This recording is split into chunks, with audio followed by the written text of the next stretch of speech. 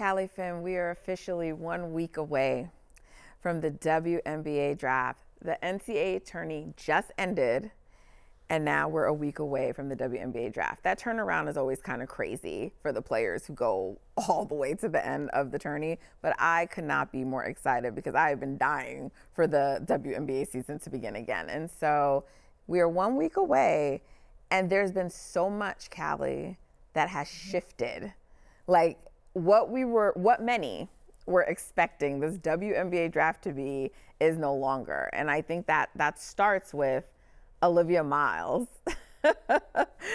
letting everyone know that she's going to be returning, she's going to be foregoing the WNBA draft and entering the transfer portal. And honestly, for me, the bigger part of that news was that she's entering the transfer portal. There was always a chance she could return. But, teams traded to get the number 2 pick because they thought it was going to be Olivia Miles.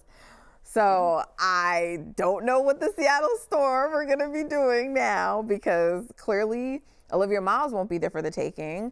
And I like this decision for Olivia in terms of foregoing the draft. I think it was her first year back from an ACL, and even though she looked great, right, she kind of ended the season with, her output kind of lowering, not keeping it consistent over the course of the season. Obviously, she was dealing with some injuries at the end of the season, but also her coach sitting her on defensive possessions to end games. Yes, you can work on defense and learn and develop that in the WNBA, but I think there's maybe some things she can work on to enhance her game. And, they always say your second year back from injury is usually your best year. And I also think with the CBA being up, I really do understand players saying, you know what, we're going to wait and maybe join the WNBA once that new CBA is in place. So, and then of course people talk about the money, which obviously any team that can get Olivia Miles in college, they're going to, pay her and she's going to get NIL money. But I'm just shocked that she's not returning to Notre Dame. Yeah, I think that was an absolute stunner. That was a bombshell. And it came just there were games being played. The timing was insane. So I think that you're right, though. I think that's not a decision that is confusing. It just was surprising. And so she is someone who I think, like you said, there were teams that were making moves. I think the Chicago Sky look pretty good now. They don't have to worry about maybe scrambling to find who they're going to draft or things like that. But things absolutely do just look different when we're going through our mock options. Maybe this time a few months ago, we would have been having a completely different conversation than the one we're about to have right now.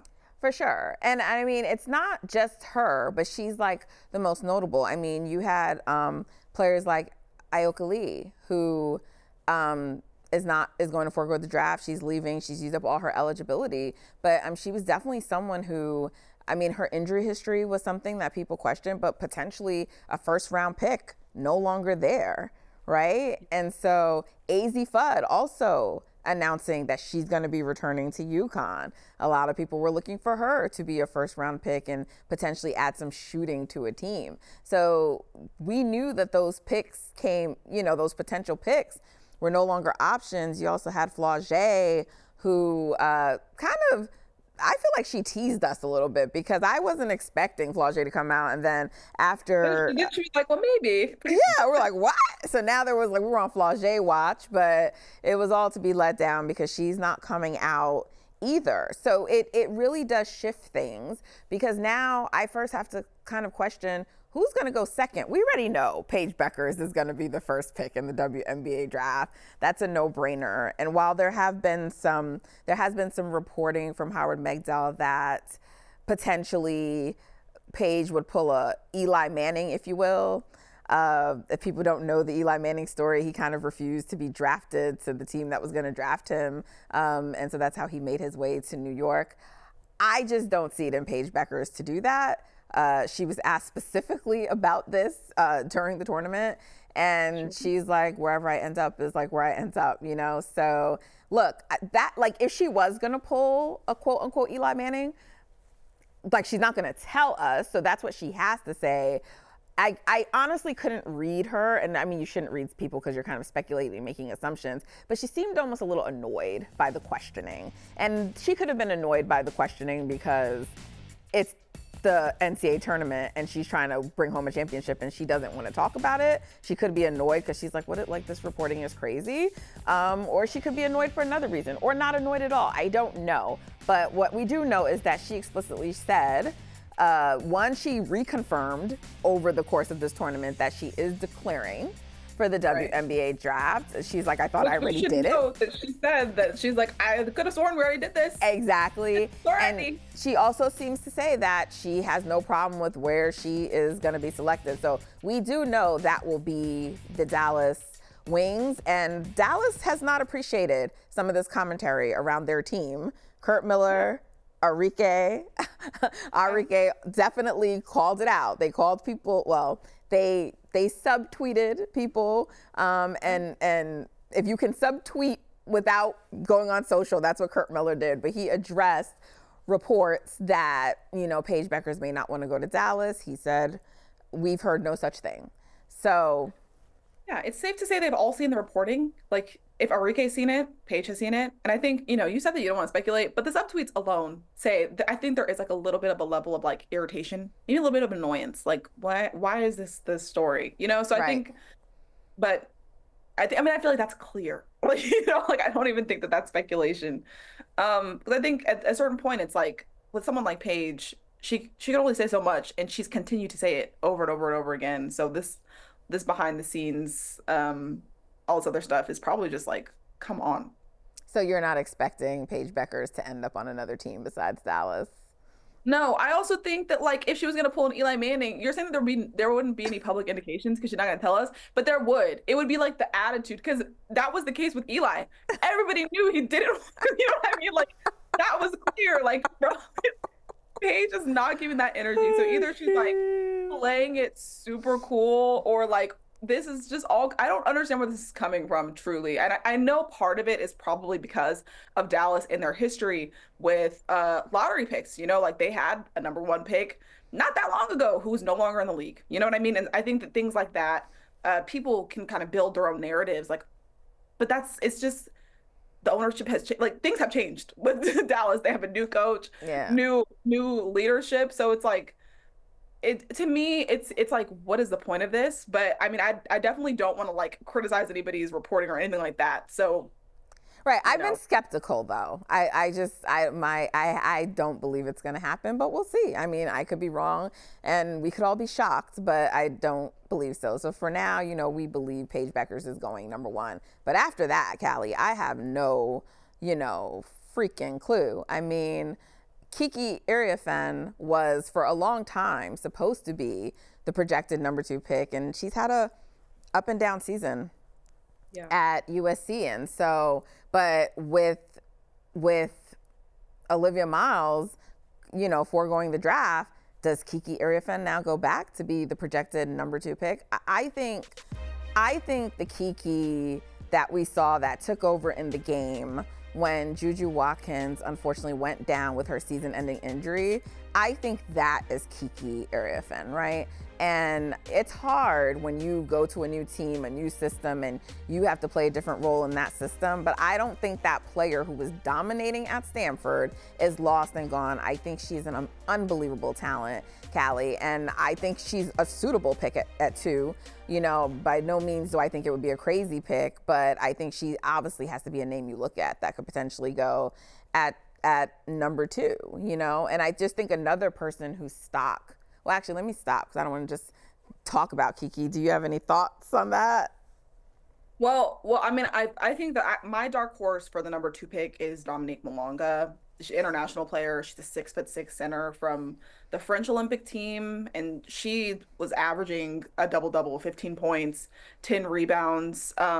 Like, she's a potential star. Obviously, the Storm have like a solid front court, so I don't know, like, I don't know if there's like a fit there, but to me, I know I'm not the only person who kind of like sees um Dominique going like pretty high. Like to Yeah. me, so I think to me that's like the number two um that comes to mind for me, other than She's a popular pick for sure. yeah. Uh, you know, it's really going to be interesting to see what Seattle's going to do, because if they were going to take Olivia, which I actually never liked that, because I don't like the players on Seattle, Skylar Diggins-Smith and Neko Gwumike, they want to win right now. Yeah.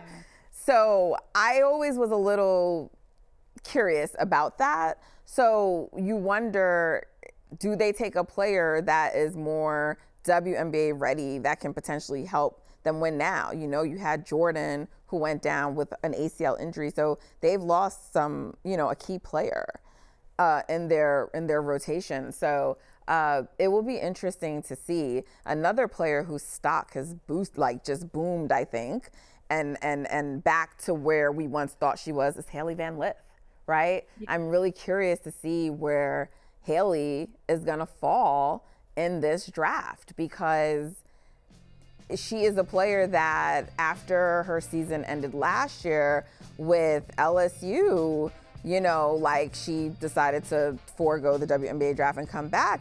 But people are like, she's not a first round pick anymore. I definitely think Haley will go in the first round.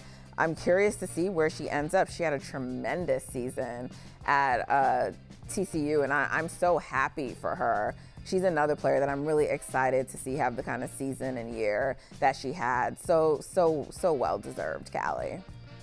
Yeah, I think this was like a legacy building year for her. You think about all the Final Four, or yeah, like all of the Elite Eights that she's been to, and as a pivotal player, you know, like that's something that you can take to the bank on your resume. Like, I am able to impact success and winning, you know, and I think that, like you mentioned, this was like kind of like a prove it year for her, and she did that. She rose to the challenge and looked like a player that you want on your team, in the tournament for sure.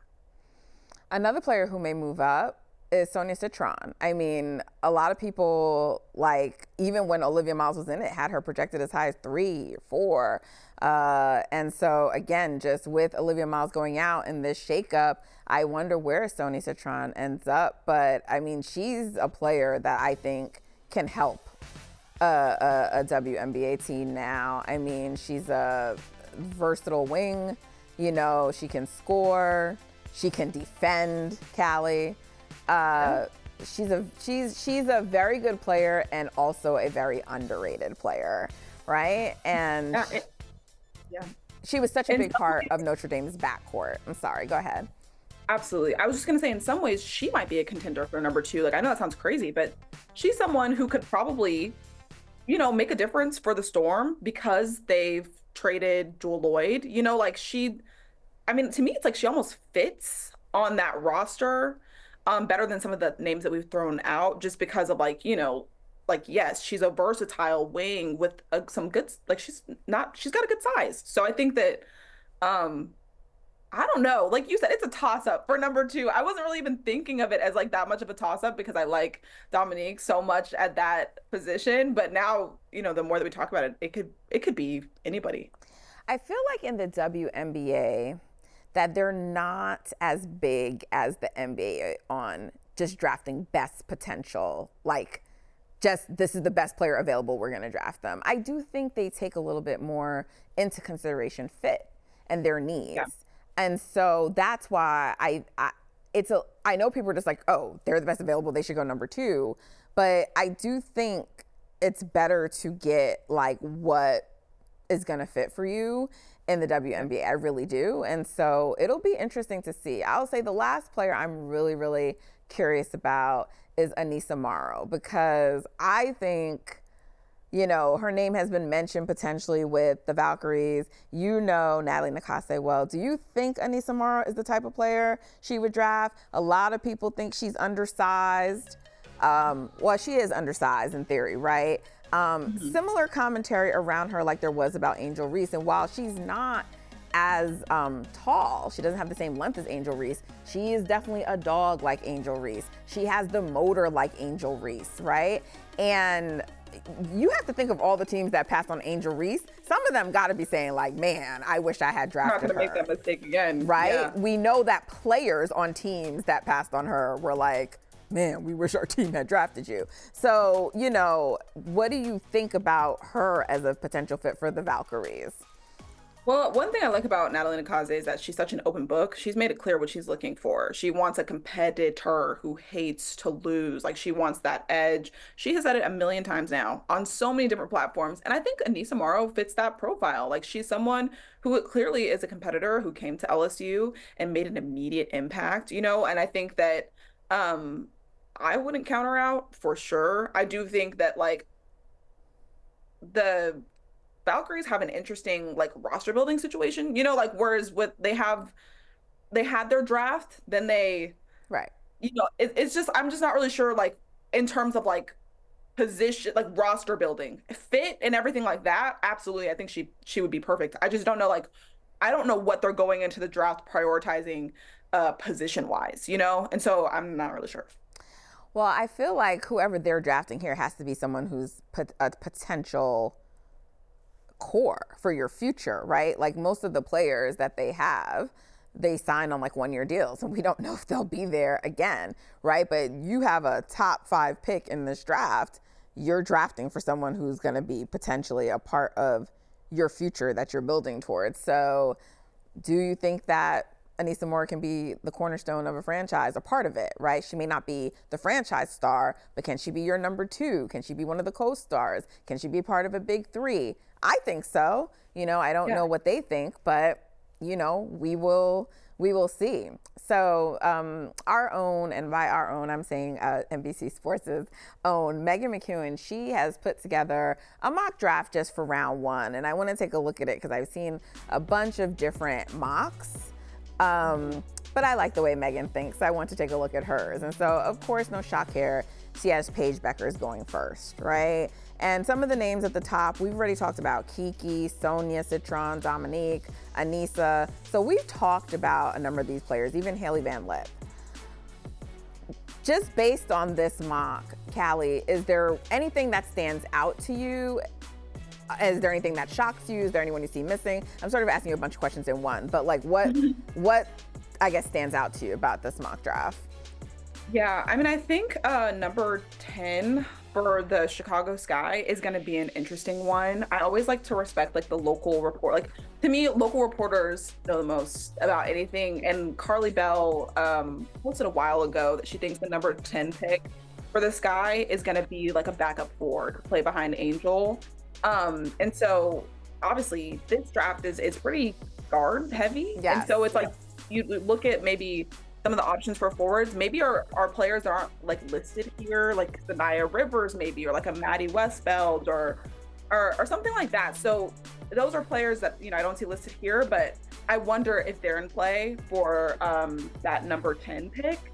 And then I also think like there's Deuce Yosite, who plays for, I apologize if I like butchered that, but she's from Lithuania. And I think that the Connecticut Sun could target her at 7. She is like a scoring machine. She really balled out against Belgium in the Eurobasket qualifiers, and like she just looks like a tough player with like really strong like fundamentals. And it seems like the new Connecticut Sun coach would go for something like that, considering they have experience like coaching in the French league and stuff, so they would have seen her. And like that to me seems notable. Like I wouldn't count that out. Yeah, I mean, I think for me what stood out was I didn't see Tahina Paopau's name listed in the first round, and I wonder if that is a result of her play this season or in the NCAA tourney. I'm curious to see where other mocks have her, because she's definitely a player that for most of the season was in the first round. And I did see Sanaya Fagan listed as just making it as a first round pick. And I actually think Sanaya is going to be a very quality WNBA player. Dawn Staley makes WNBA players. So, Yeah. you know, And WNBA bigs at that too. yes, Like, yes. So, you know, I'm curious to see in the second round, like, you know, we expect you know, Sanaya and Tahina to probably definitely be drafted. We're not sure, but I do expect both of them to be drafted. I hope they both will make a roster, but I do expect them both to be drafted. So I'm just kind of curious where some of those South Carolina, you know, picks end up. And I mean, the names that Megan had in her mock, those are all the names that we've talked about, we've heard, we've seen. I think the order is really like up in the air. I do. Like, if this is completely off, it wouldn't surprise me. If it's completely, you know, like, I think these picks are gonna just, we don't know. And we don't know what teams are drafting for, but I would agree with Carly Bell. Even though when we had Coach Tyler Marsh on and he's just like, we're not really thinking about positions, but like they definitely need some depth for Angel Reese at that position. And like, if they're not going to find it in the draft, they have to find it somewhere. So I definitely understand why she's thinking it would be, you know, someone else in the front court. yeah. All right. Well, 1 week to the WNBA draft. I will be there, Callie. I will be covering it live and in effect. Woo! I cannot wait. So, yeah, good luck to all of the players. It's going to be exciting. It's going to be fun. And for some, it might even be heartbreaking. But you know what? Like, we've seen players all the time not get drafted, and they end up in the WNBA. So, you know, you can still keep pursuing that dream for the players that will get drafted. It's going to be a great night. And it's just going to be fun. I always love seeing it, seeing the players, seeing how excited they are, making all the content, you know, the TikToks, everything, the outfits. I just can't wait. So Callie and I will definitely be back here next week to react and talk about all things WNBA draft. But thank you for tuning in with us today.